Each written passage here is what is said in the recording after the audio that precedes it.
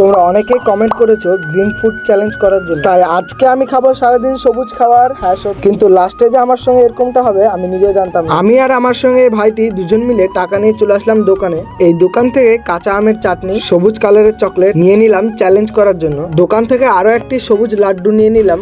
এই সবকিছুই নিয়ে চলে আসলাম বাড়িতে। আমের চাটনিটাকে খুলতে দেখলাম বাইরে থেকে তো প্যাকেটটা দেখতে সবুজ, কিন্তু ভিতরটা দেখ খয়েরি। আমার তো এখন আর কিছু করার নেই, তাই এখন এটাকে আমি খেয়ে নিলাম। তারপরে দোকান থেকে আনা ওই সবুজ লাড্ডুটা কাগজ থেকে বের করে দেখলাম এটা তো সবুজ, তাই এই লাড্ডুটাকে খেয়ে দেখলাম না, লাড্ডুটা খেতে বেশ ভালো ছিল। এই লাড্ডুর ভিতরটাও সবুজ রঙেরই ছিল। লাড্ডুটাকে ফিনিশ করে দিলাম পরের চ্যালেঞ্জ করার জন্য। দোকান থেকে আনা ওই দুটি লজেন্সের মধ্যে আমি একটা আর আমার ভাইটা একটা দুজন মিলে খেয়ে নিলাম। এই লজেন্সটা খাওয়ার পর আমরা সবাই গাছ থেকে কাঁচা আম পেড়ে এনে আমের ঝামড়া করে খেয়ে নিলাম। আমটা সবুজ ছিল কিন্তু আমের ঝামড়াটা সবুজ না। যাই হোক, আমের ঝামড়াটা সবাই মিলে শেষ করে দিলাম। তোমরা আরো কমেন্ট করো এরকম নতুন চ্যালেঞ্জের জন্য।